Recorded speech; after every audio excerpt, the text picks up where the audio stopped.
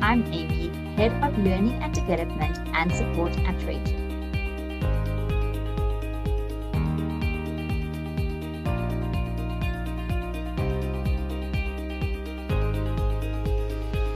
Thank you so much to everyone who's joined us today on this wet and rainy day here in Johannesburg. It is pouring buckets down.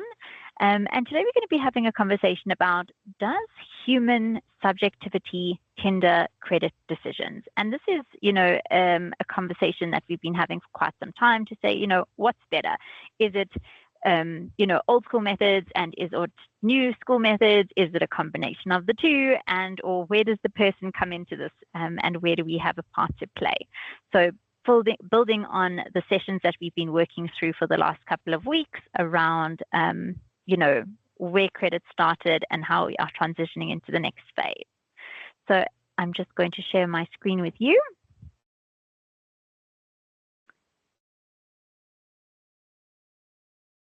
Let's just have a quick look. Let me know when you can see it.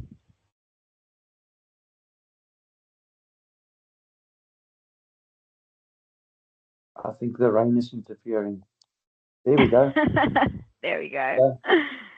Okay, perfect. So let's just jump into it. Okay, so what we're going to be going through today, and my agenda looks a little bit differently, is we're going to start exploring why credit decisions are not always as objective as we believe that they are. Even when using the same data, different analysis, sometimes we can reach different conclusions because each person is different. Then we'll break down how credit bureau reports are structured and where the interpretation, has an influence on the decisions that we make. And throughout the session, I'll ask you a couple of questions. So feel free to respond to the chat or to raise your hand, and we can, unmute you. And then, we want to think about the approach of the scenario. Okay, so from there, we'll go into look into what are the common pitfalls in manual analysis and how strong analysts approach the risk evaluation. And then finally, we're going to discuss how additional data layers, including trade shields behavior monitoring, for example, and spend capability analysis help improve the consistency and reduce the subjectivity of credit decisions. So we will close with a practical takeaway, and then we'll open up the floor to discussions. And that's what the agenda is for today. So let's jump right into it. Okay, so what credit professionals actually want to know? So hopefully this is speaking to you on the call. So we want to make sure that we want to understand what are the real frustrations that we feel on the ground. And in today's session, we're going to help you to understand and read those bureau reports better, to recognize and interpret different traps that we might fall into, and then structure decision-making, the way that we think, and then combine the two together for additional insights. So here are things that we really want to understand. What are the things that we're looking for?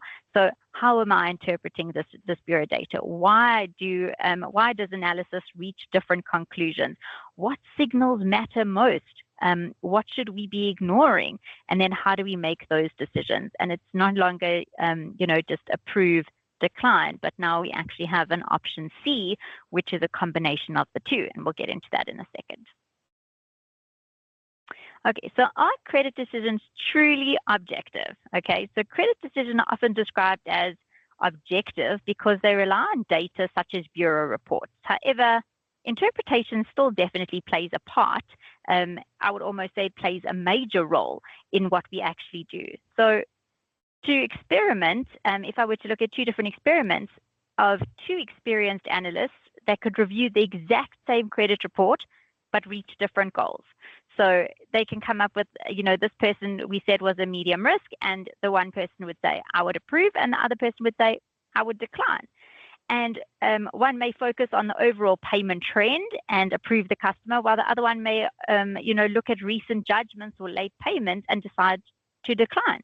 Both analysts are using the exact same data, but their interpretation is what's influenced their decision.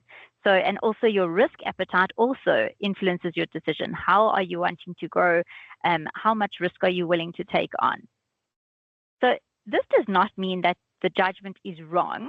It simply means that structure is needed to improve consistency, to say these are what's important to us. And I know Martin has mentioned this before, and something that we're always happy to help you with is we need to then create that credit policy that gives us that consistency, that tells us what's important to our business, okay? And if decisions were purely based on data, then every analyst reviewing the report would have the exact same conclusion versus having interpretation available. So data is objective, but interpretation is human. And so we are still human, even though we're in the age of AI. There still requires that human interpretation of what we're reading. In fact, what makes this very interesting, Amy, is the fact that when we talk, let's talk payment risk, and that is talking, does our client pay us according to terms? Now, we as humans have become so used to, and I'm just using them as an example, that ShopRite pays us on the 33rd day of the month and not on the 30th day of the month. They're not paying to terms.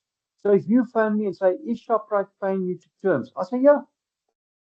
Meaning that they always pay me on the same date, and I'm not really worried about it.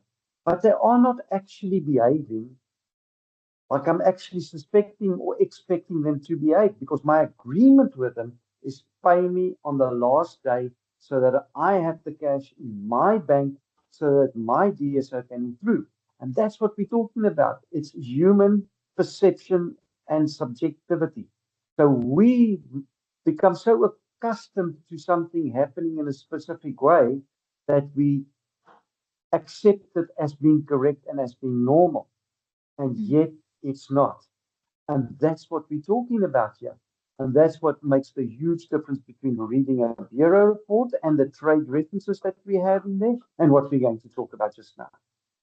Absolutely. And we recently did a masterclass. It's a program that you can subscribe to, and it was speaking about how different people have, you could be affected by your day, you could be affected by, maybe you got stuck in traffic and now you're in a bad mood, and that does contribute to the kinds of decisions that we're going to be making.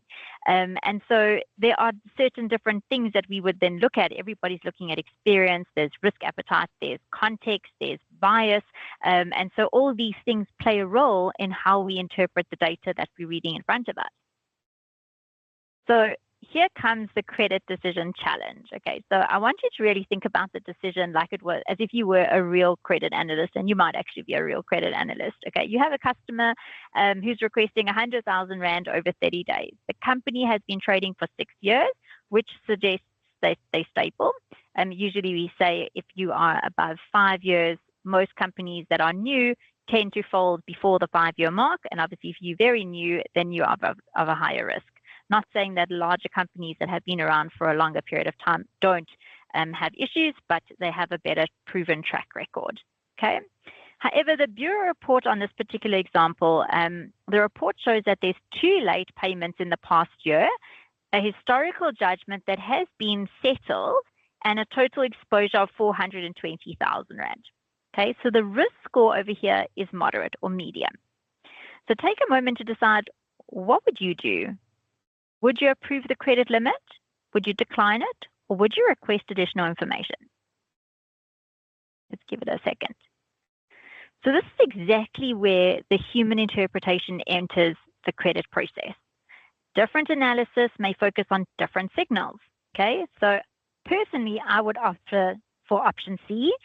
And option C is not an approve or decline. It potentially could be offering a lower limit and then monitoring behavior going from there, and then grow their customer or reduce their customer depending on what they do. So it's no longer approve it for the full amount or decline it for the full amount, but maybe there's somewhere that we can meet in the middle.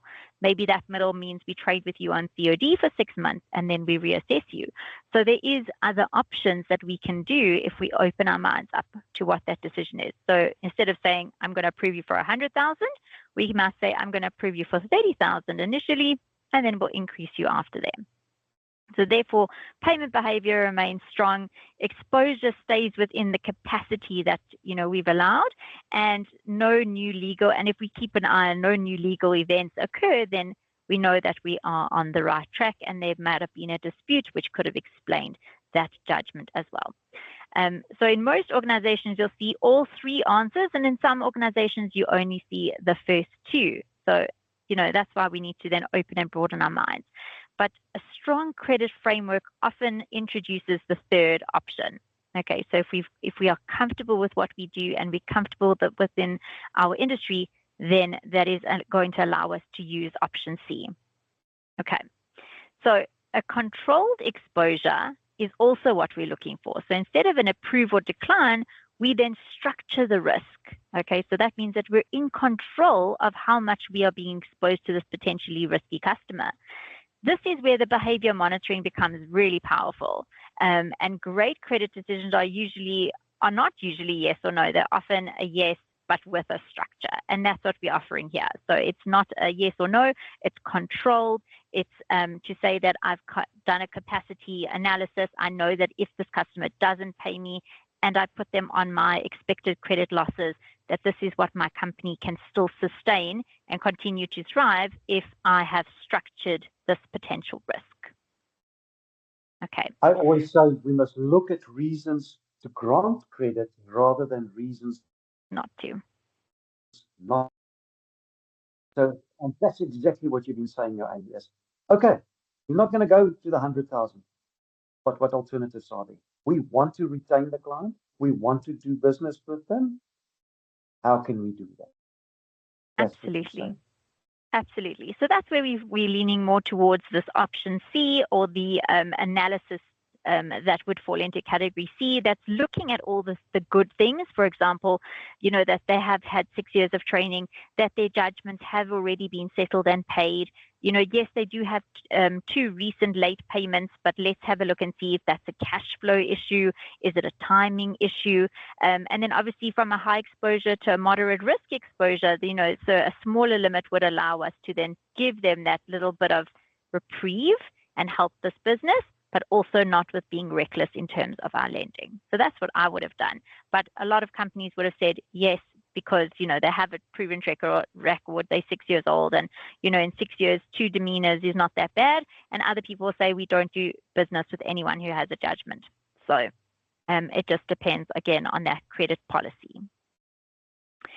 So let's look at the anatomy of a credit bureau report. So obviously I've used a fake credit bureau report because we are credit bureau agnostic, if that's the word I want to use, to say that you could use multiple different companies or have used multiple different companies, and their credit reports look slightly different. But most credit professionals use credit reports on a regular basis, but not everyone fully understands how they are structured. So a credit bureau report is not just a score or a list of accounts. It is a structured summary of a business's credit behavior. Okay, so each section tells of a different part of a risky story. So first we identify the data that confirms the legal entity and the business details. So that's the first one. And this is usually at the top of the page that tells us who is this company, okay, and are they registered as a registered business, okay? So the next thing we look at is the payment profile that shows the company's historic paid obligations. Now, not all bureaus do display this. Depending on if they have this information on hand, then they can give you that information on hand. But a lot of the time, it's based on previous inquiries. Okay. So that is the next one, is the payment profile information. The next is the judgments and the legal events. So they highlight this as serious credit incidences that may signal financial distress. But what we've always said, and Martin says this all the time, is that judgments is a historical view, because by the time you see someone have a judgment, then it's a year to 8 months down the line after that incident has taken place, because first and foremost, the person will default. And usually we've given them 90 days over. And so we've now had 90 days to 120 days. And then we're going to try an internal legal handover process. Maybe we'll list them as a bad payer on a credit bureau's website. And then we're going to maybe hand it over to our legal team to start those legal proceedings. And then you're going to then maybe outsource it to a debt collection agency to try and collect those funds, and eventually you're going to decide to take out a judgment. So that's why we're saying it's a very historical, it happened maybe even a year ago before you even saw that judgment. So you want to be there before that takes place. You want to start seeing that somebody was paying badly. Their behavior could have changed so much already by then, by the time you see that judgment. And of course, you will not see that behavior in a bureau report. And remember, now we're talking about what's happening now. We're not talking about bureau reports that we saw 10 years ago. 10 years ago, the bureau reports were, and please don't misunderstand, I'm not talking the, I'm talking about information that they are able to display. Let's use trade references. Yeah. And we've spoken about trade references so many times. In the years gone by, a trade reference was very valuable. Now they might just say they pay to terms or they don't pay to terms. Credit limit is confidential and whatever. So now you don't have that information. You can't see, are they behaving strangely? And is it going to lead to a judgment, as you said? And now that legal processes now finally happened, and now the judgment comes. But in the meanwhile, this guy's behavior has changed dramatically. And you cannot see that on the information that is at your availability. And that's the scary part of this whole thing. Absolutely.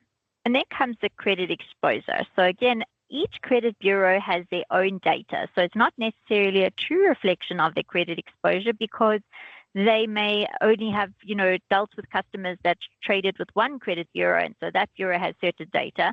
And then they dealt with another customer who deals with a different credit bureau because certain information is not public information. So they don't share it amongst different bureaus. And so certain information, for example, what we refer to as statutory information, like your CIPC information, your director's information, your judgment information, that is what we refer to as public information. And this is shared across all the different bureaus. But where the research element comes in, that is specific to that bureau. So where one bureau may have certain information and another bureau may not, and that's because they don't share data. So it's not necessarily a true reflection, but it does give you an indication of some of that credit exposure that is being used. And then account performance history. So again, depending on what we're able to show you nowadays, we can't tell you certain private information about personal accounts, but usually we can see if, that bureau has this information, but you would be able to see performance history as a provided insight. And then finally, what used to be most important was the score. And the score was a summarized indicator of the risk based on the Bureau's model. So the Bureau went and said, right, we have different trigger points, which we've spoken about, and these have certain weightings, and that tells us that this is what this customer is. So it takes everything that we've looked at, and it says we deem this customer to be a medium risk. Okay, so that's where that score comes in. And then, a strong credit analyst, they don't focus on just one section in isolation. They interpret the report holistically and they understand the behavior patterns and they look at the risk signals. And the key insights is that they look at the score that summarizes the risk, but the report itself explains what that score is. So they explain how they got to that medium risk, okay? So strong credit decisions come from interpreting the full picture and not just looking at the score. So you can't just say, oh, this customer's medium risk, great. Or where did they go wrong? Why weren't they a low payment risk as opposed to a high payment risk? Was it because of a judgment, etc.? They have to interpret the entire picture in its entirety. So that's where the credit report breakdown comes into play. So now we're understanding that credit report a little bit more. So the credit bureau report is not just the score. Each section is telling us a different story, and we have to then identify the data that conforms with the legal entity that we're evaluating. Okay, so we're going to be looking for the identification data. We want to make sure that we're trading with the correct legal entity. Are we going to be putting the amount, who we're going to be putting on our invoices, what VAT numbers, what registration numbers, because that means we may or may not get paid. We're going to be wanting to look at their payment profile. So previously, as Martin said, we would look at trade references for this information. So how did they pay other suppliers? Because we don't want to work with somebody who doesn't pay well. And so we're going to be looking at that payment profile. So it shows how the business has historically paid their suppliers, because usually we see that, history does give us an indication of future behavior, but it's not always a great indication. Then we look at legal events or judgments. So it also, again, gives us that payment profile information to say, is this customer constantly getting judgments, meaning they're consistently bad payers? Or, maybe they had one and it could have been a dispute. Who is that judgment with? I think that makes a big difference. Like we often see, but they only had one judgment, but it was with SARS. And so do we want to be associated with a company that may not pay their taxes? I'm not sure. And then we've got that credit exposure, where we're looking at how much money are they already stretched for. Actually, the best way to look at credit exposure is really looking at financials. And that's the best way to get an indication of affordability, which is what that credit exposure is really for. We want to know that if you only have R1 million to spend, how are you spending that R1 million?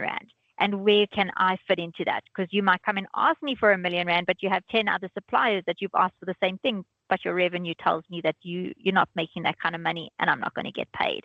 So credit exposure has shifted more into financial analysis, and should remain that way as well, to get a great understanding. And then obviously performance, so performance of how that account has performed previously. So you can maybe get that on a credit report, or like from somebody like a Trade Shield. I don't think there is anyone other than us, but you get, data-driven information. So how customers pay other suppliers based on data, and that is one way of having a look at that account performance history.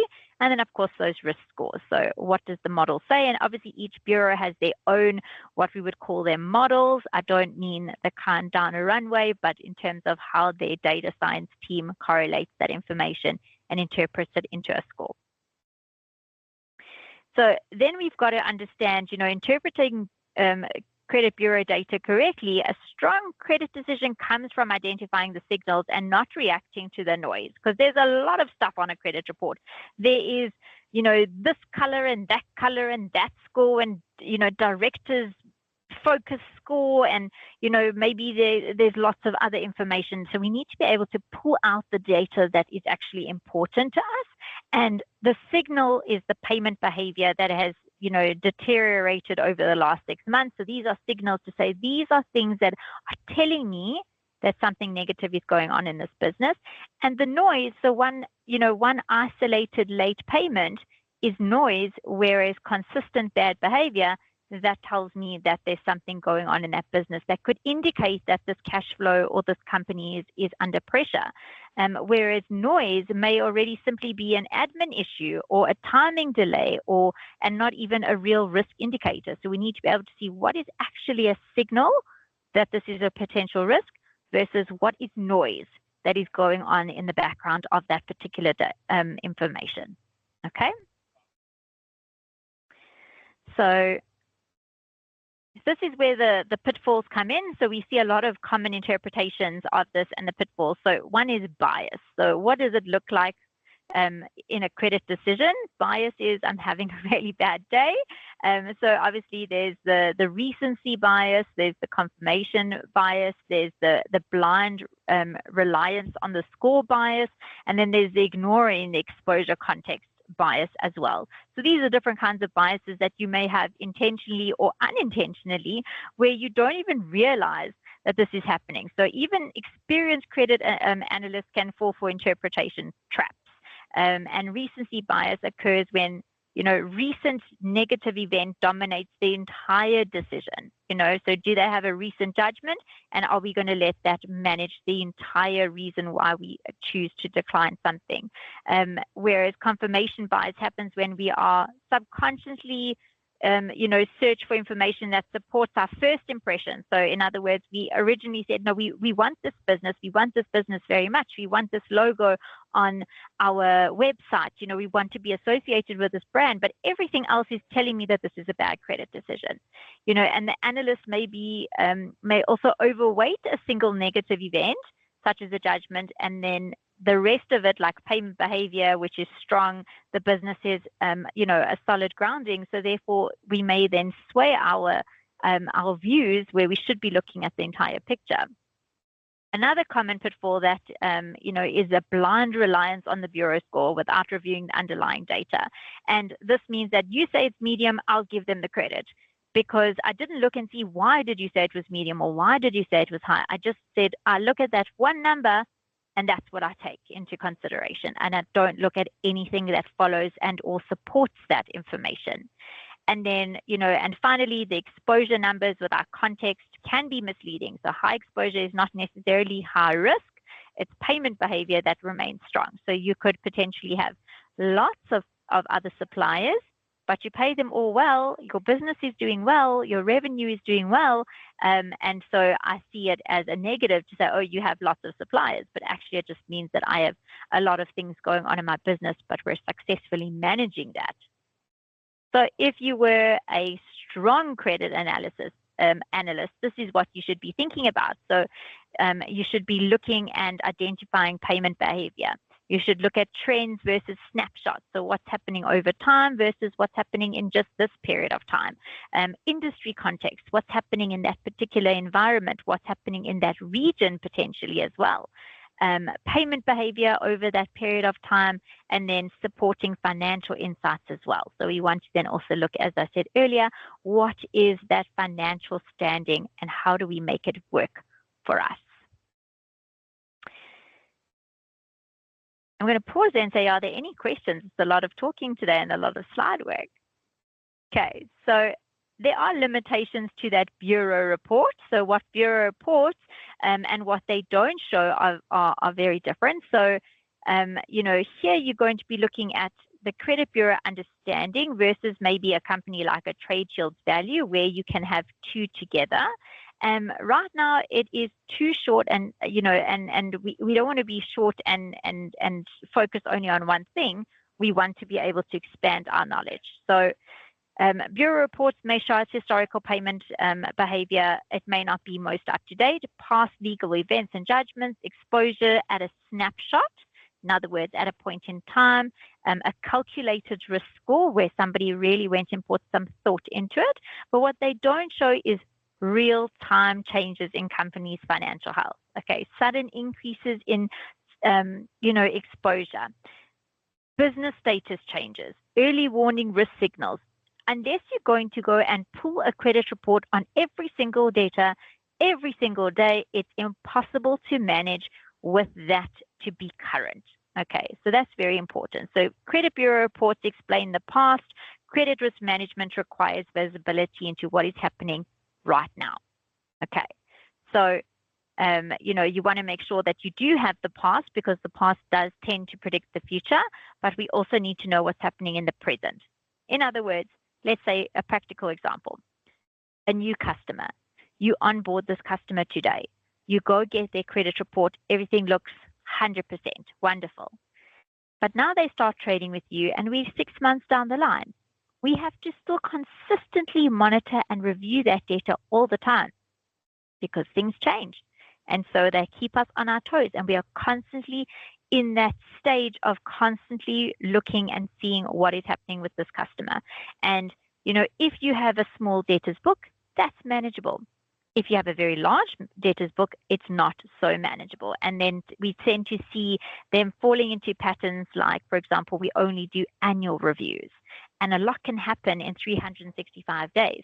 Or we only do half-year reviews on certain customers that are in a certain bracket, And so a lot of customers then land up not being reviewed, and you could then land up in a lot of trouble. It may not seem like a big deal when you have lots of small accounts, but those small accounts add up. And so if we're not watching it, then we could be opening ourselves up to a huge amount of risk. Okay, so snapshot behavior versus monitoring behavior.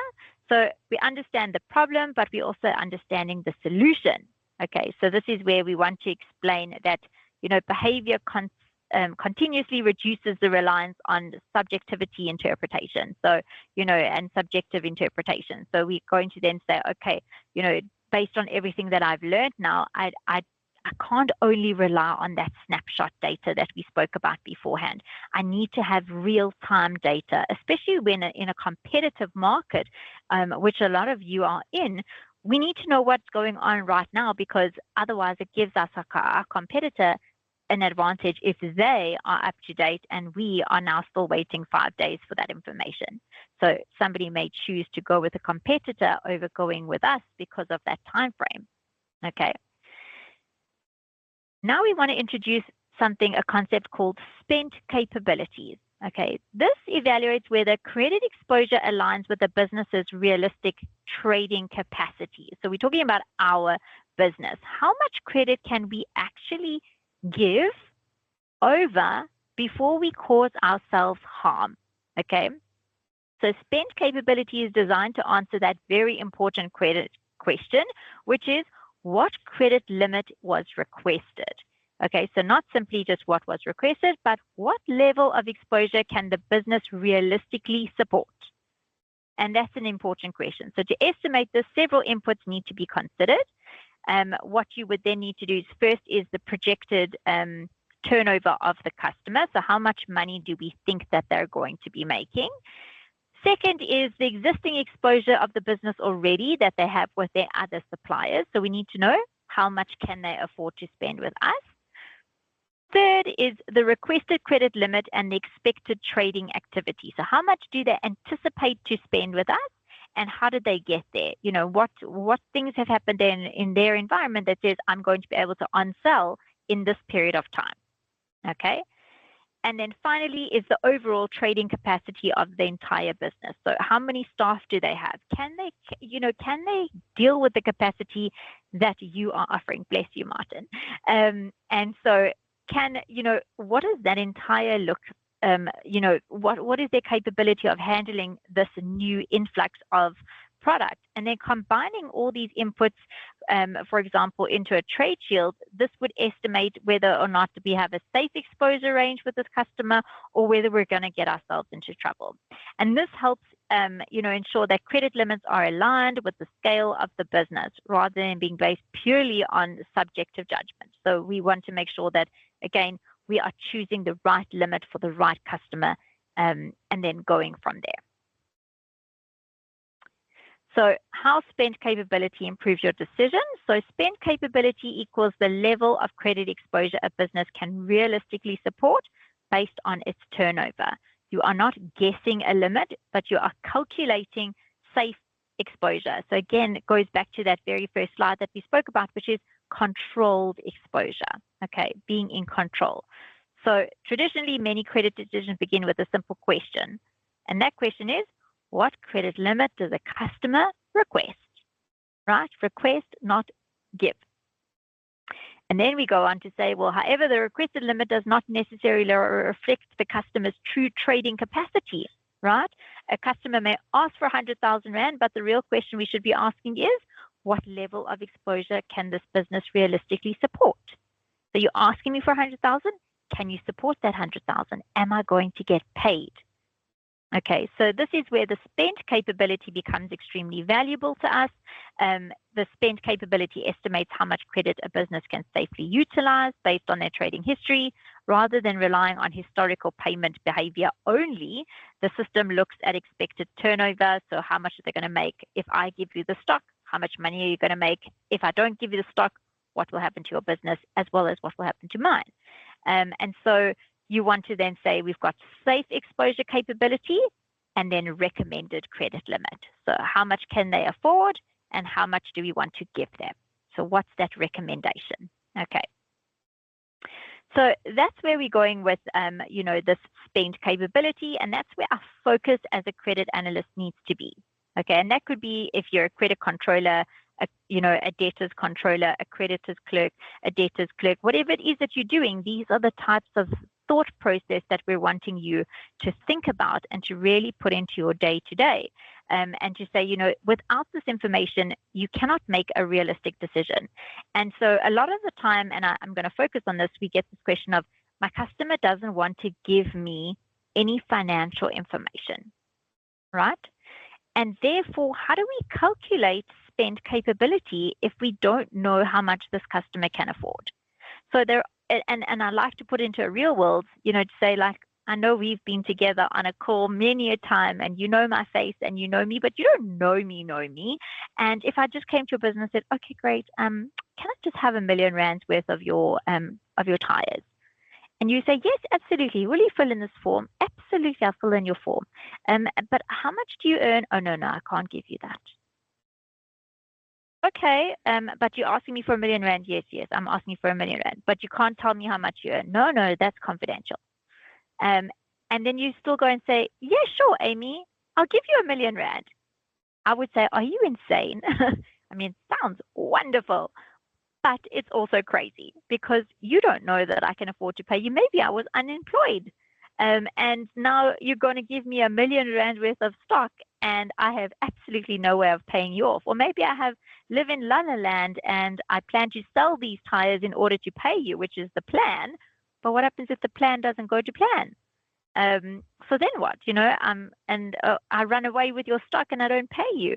Where does that leave your company? So that's why we cannot allow for these areas of blind spots to say we cannot be able to really realistically give you a credit amount if we can't realistically know how much you can afford. So we need to put our foot down when it comes to financial information. Maybe it's a workaround. For example, could someone from the credit bureau or maybe our credit insurance company visit this person and look at their financials and tell me what to do with it? Yes, maybe that's one option. Maybe they can meet the CEO of my business and the CEO of their business can meet and talk about financials and view them together. That's another option. But do we just grant blindly? Absolutely not. We start small, we grow from there. So a balanced credit decision, which is where we want to go. So this brings us back to the core question that we started the session with. Does human subjectivity hinder a credit decision? And the reality is that credit decisions have never been purely objective, and they probably never will be. A good credit decision requires balance between the three important elements. First is what data, gives us. Next is credit bureau information, financial information, exposure information, trading history information as the and then comes the structure that improves the consistency. So structured things like workflows, monitoring systems, clear decision frameworks that help us with those inconsistencies to make decisions rather than individual interpretations alone. And then finally is human judgment that finalizes that decision. So experienced credit professionals bring context, industry understanding, practical judgments that cannot always be captured by a score or a model. And Martin always likes to say, by your gut.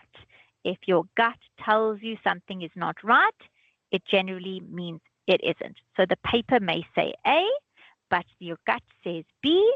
You need to understand why do you have that feeling and then find the reason to justify it. Okay, so the goal is not to remove the human judgment. The goal is to support that judgment with better data, with better structure. Okay, when these three elements work together, organizations are able to make stronger decisions, more consistent credit decisions while still enable the business to grow safely, which is what we actually want. And technology should support that judgment, not replace it. That's very important. And even at Trade Shield, we are a system to support your entire team, but it does not remove from your decision, which is why we say we make recommendations, not enforce those decisions. We don't make decisions, we make recommendations. So that message that resonates strongly with credit professionals because it reinforces their, expertise still matter, and so again, we go back to that question, does human subjectivity hinder a credit decision? The reality is that credit decisions are always going to be well balanced, and we need to then incorporate both those data and the human element to make a decision. Okay. So 5 questions that you as a credit analyst should be asking. And these are, I think, a good way for us to build on that. And this ties together everything that we've now, that you've been taught: bureau interpretation, subjectivity monitoring, and spent capability. Okay. So here we're going to go with what is the payment behavior trend? Is the performance improving and stable or deteriorating? Has the customer exposure increased recently? Are there multiple suppliers extending credit at the same time? Are there negative events isolated in, or is this a pattern? Does one late payment, make a difference when it is, or is it a consistent deterioration? And or does the requested credit align with the business trading capability? So if you're asking these questions, you're digging in really nicely and deeply. And in additional signals, are there any additional signals that we could confirm that would make the decision different? So are there monitoring alerts? Are there exposure changes? Are there industry contexts? Like I said, if you're based in a specific region, would that differ and make a difference to your business? And I like to use the example of if I owned a engine garage and that engine garage was based in Sandton versus if I owned an engine garage in the Karoo, same company, same owner, same product, very different location, very different foot traffic, very different revenue. Okay, so this is where you want to have a look at those different things. So payment behavior trend, exposure growth, pattern versus events, trading capacity, and additional signals. So these are what you want to be looking at. And then to close today's session, I want to come back to where we started. And the reality is that credit decisions will probably never purely be automated. Data, models, monitoring, systems that become increasingly powerful, but experience and professional judgment will always play a role. And I know that Martin can specifically let us know through all the years of his experience that your experience as a credit professional, your times where you had an issue where somebody did, you onboarded a customer, you gave them that credit, they defaulted. What did you learn from that? Nothing can replace that historical, input that you're going to have to say companies that look like this, that behave like this should, tell me that this is where we're going to go. So what a strong organization should focus on is structuring that decision environment. They combine that reliable data, they structure their processes, they continuously monitor with their expertise of credit professionals. And then when that balance is achieved, experience improves that decision rather than bias distorting them. So it's still taking that, your history and your professionalism and using data to help you, to enable you to make those decisions better. Okay, so ultimately the future of credit decisions is in the making. It's happening now in this age of AI, and the future of credit is not replacing judgment, because you cannot replace that with a bot. It's supporting you with better insights. So, we want to make sure that everything is not purely data-driven and or purely based on human intervention, but has a little bit of both. So thank you so much for your time, and I'm happy to take any questions. And as usual, we always thank you for joining us on these sessions. We hope you've learned something that is very valuable to you, and that we'll continue with our series next week. There is also an NPS score that I'd like to post for you. We are constantly looking at improving ourselves and making sure that we are growing with you. Your input is vastly important to us. So if you wouldn't mind taking 2 minutes to complete our NPS score. What I will also post for you is the calendar for March. So if you haven't yet received that calendar so that you can pre-book for the year, then you can go ahead and do so. So we're doing it month on month because we take your feedback and we then say this is what people want to learn about and or discuss. So I've posted the survey link for you in the chat, and then I will post the calendar as well. So you can also get that on our website, which is very exciting. So if you went onto the TradeShield website and you were looking for us, you would find it there as well. Otherwise, I wish you a wonderful day and stay dry. Yes, thank you so much, Amy. Brilliant. Thanks, Martin. Well, one important thing that we must never forget, we are all in a learning phase. We always learn every single day. Take as much as you can from the people around you, learn from them, understand why they're making certain statements, Don't just say, ah, he's talking nonsense or she's talking rubbish. Evaluate, think about it, because your business are two completely different sets of business. We've got different rules. And that's what Amy's keep on referring to is the rules differ from company to company. So don't just make a decision willy-nilly. Think about how it applies in your business. My recommendation to you may have absolutely no relevance in the way you do business. Think about it, evaluate it, apply it, or use portions of it, but grow in it every single day. Absolutely. Thanks, Martin. Have a wonderful day. Au revoir. Join us every Thursday from 10 to 11.